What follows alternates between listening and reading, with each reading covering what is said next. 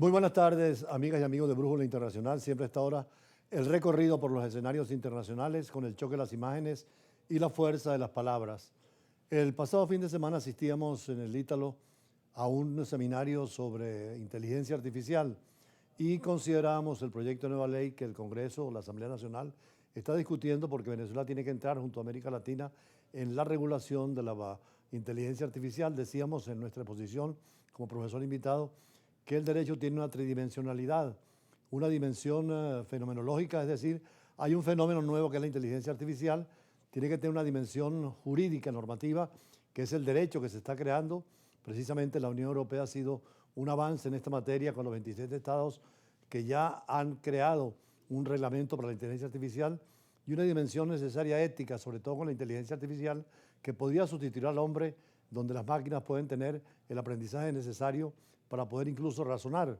En esa dimensión decíamos del peligro que tiene si no se orienta bien la inteligencia artificial y precisamente mencionábamos que en París este fin de semana había un gran evento y sobre todo hoy es el día crucial para que los países del mundo más importantes y sobre todo las organizaciones e instituciones tomen conciencia de la importancia que tiene esta nueva situación de la inteligencia artificial, ya no solamente en función de la paz, del desarrollo, sino también incluso con el uso en la guerra, en el ciberespacio y lo que podría ser definitivo para el ser humano.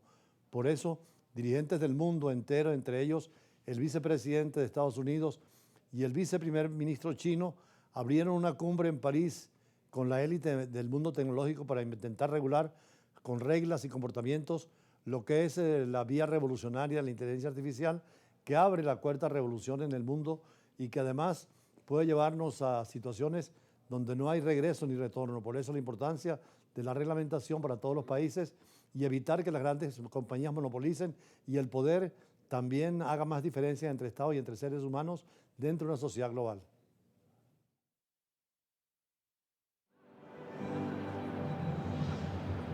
Dirigentes mundiales y la élite tecnológica reunidos en París para fijar reglas para la inteligencia artificial. Copatrocinada por Francia e India y con la asistencia del vicepresidente estadounidense y el viceprimer ministro chino, entre otros, la reunión quiere establecer un pacto para promover una inteligencia artificial más ética y accesible. Pero al mismo tiempo, el objetivo de Francia y de aliados como Alemania, cuyo jefe de gobierno también estará presente en esta reunión con cerca de 1.500 invitados, es intentar que Europa no pierda el tren de las inversiones y de la innovación. El presidente francés Emmanuel Macron anunció el domingo inversiones en inteligencia artificial en Francia por unos 112.620 millones de dólares en los próximos años en una entrevista televisada. Ese monto equivale para Francia a lo que Estados Unidos anunció con Stargate, aseguró el mandatario francés, en alusión a los 500.000 millones de dólares de inversiones en inteligencia artificial anunciados por su par estadounidense Donald Trump. Entre los invitados del mundo de la alta tecnología asistirán el jefe de OpenAI, Sam Altman,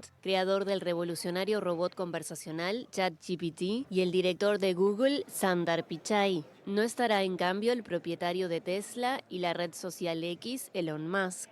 Francia espera que los gobiernos acuerden compromisos voluntarios para hacer que la inteligencia artificial sea sostenible y respetuosa con el medio ambiente, pero cualquier acuerdo puede resultar esquivo entre bloques tan diversos como la Unión Europea, Estados Unidos, China e India, cada uno con diferentes prioridades en el desarrollo y regulación tecnológica. Efectivamente, la India y China están en el mundo asiático en la primera línea, pero a nivel mundial, junto con China, está Estados Unidos en esa bipolaridad tecnológica y económica. Al margen está la Unión Europea y por eso el interés de Francia en promover la inteligencia artificial y en este gran congreso mundial donde Europa quiere tener un rol fundamental. Ya los chinos han llegado a equiparar y superar en muchos sitios en la inteligencia artificial a los Estados Unidos. Por eso en América Latina hay conciencia de que hay que trabajar en bloque en la Comunidad Andina de Naciones, pero también en la Comunidad Latinoamericana y del Caribe, igual que en el Mercosur. Hay que trabajar en función de tener líneas generales, como hizo la Unión Europea con una carta que dirija y que oriente a la inteligencia artificial, y por eso cuando cualquier elección ocurre en nuestros países, la inteligencia artificial está presente, inclusive se le acusa de noticias falsas o de tendencias. Lo vimos recientemente en algunas denuncias en el Ecuador, donde Daniel Noboa y Luisa González precisamente ayer midieron sus fuerzas en el campo electoral dentro de la posibilidad de que, como no hay mayoría absoluta, tengan que ir el 13 de abril a una segunda vuelta, que además para América Latina es fundamental, para la presidencia de un país que es latinoamericano, con la violencia y el crimen organizado, y que necesita reglamentar estas corrientes políticas en un sentido de diálogo y negociación. Precisamente una de las candidatas ofrece la alternativa a la izquierda democrática que representó en su tiempo el presidente Correa, mientras que Noboa está en el centro derecha, en ese movimiento muy cercano a Argentina y a El Salvador, aunque la izquierda latinoamericana ahora con Lula y con México, con la presidenta Sheinbaum, están en una línea de centro-izquierda, y creo que llegaremos tarde o temprano a ese centro en la izquierda y en la derecha para evitar los extremos que perjudican a la democracia, pero así ocurre en Ecuador.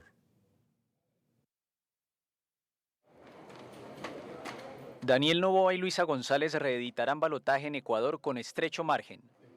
El presidente lideraba la primera vuelta del domingo con el 44,6% de los votos, seguido de la candidata izquierdista con el 43,9%, una mínima ventaja, según datos oficiales. Estamos casi en un empate técnico ya. En un empate técnico con una tendencia, que es lo más importante, a que nosotros vamos a seguir creciendo en votos. Esta leve ventaja de Noboa sobre González es insuficiente para evitar una segunda vuelta el 13 de abril, como ya ocurrió en la elección que ambos disputaron en 2023 cuando el expresidente Guillermo Lasso disolvió el Congreso. Ambos candidatos son la expresión de un país dividido entre el regreso de la izquierda al poder y la continuidad del joven mandatario Noboa, que predica mano dura contra el crimen. Los ecuatorianos esperan que el próximo gobierno pueda reflotar una nación en crisis económica dividida y anegada por la guerra entre una miríada de carteles enfrentados por el botín de la cocaína. Precisamente antes de nuestras entrevistas de siempre en Brújula Internacional, profundizamos en estas noticias porque fueron elecciones no solamente en Ecuador, también hay elecciones en el Líbano, donde ya hay un orden constitucional, y además en Kosovo y otros países, en esa afirmación de la democracia y la consulta, donde tiene que ser transparente y sobre todo legitimar las autoridades en función de la libertad y la paz. Nuevamente, posteriormente, conversaremos sobre estos temas con los invitados de hoy. La democracia latinoamericana sigue dentro del compromiso de las elecciones y la posibilidad de la alternancia electoral. Ayer la sorpresa fue Luisa González, quien sigue la corriente del expresidente Correa, y las votaciones sin terminar el conteo definitivo están muy cerca unas de otras, ofreciendo la necesidad de una segunda vuelta como lo prevé la ley electoral. Daniel Noboa parecía invencible frente a la esperanza. Sin embargo, González, después de recibir los resultados, asegurar que había empate técnico, representa una izquierda moderada con Rafael Correa, el expresidente socialista, que todavía sigue insistiendo en la polarización del Perú. Precisamente González anunciaba justicia social y mano dura a quienes siembran violencia en Ecuador. Ella es una abogada de religión evangélica de 47 años. Tiene la opción de ser la primera presidenta en ese país. Será el próximo 13 de abril, en la segunda vuelta. En los comicios que terminaron ayer, Noboa y González concentraron 88-27% de los votos válidos, lo que consta de la polarización caracterizó este proceso desde su campaña electoral, que giró siempre en torno a dos personas, a pesar de tener 14 candidatos en contienda. En ese sistema electoral, para ganar la primera vuelta necesitaba obtener la mitad más uno de los votos válidos o lograr al menos el 40% y una ventaja mínima de 10 puntos porcentuales sobre el segundo candidato. Ese sistema electoral, para ganar la primera vuelta necesitaba obtener la mitad más uno de los votos válidos o lograr al menos el 40% y una ventaja mínima de 10 puntos porcentuales sobre el segundo candidato. El Líbano, en el Medio Oriente, tiene también nuevo presidente. El presidente Joseph Aoun aceptó la dimisión del anterior ejecutivo provisional y firmó el decreto con el nuevo primer ministro para formar el nuevo gobierno.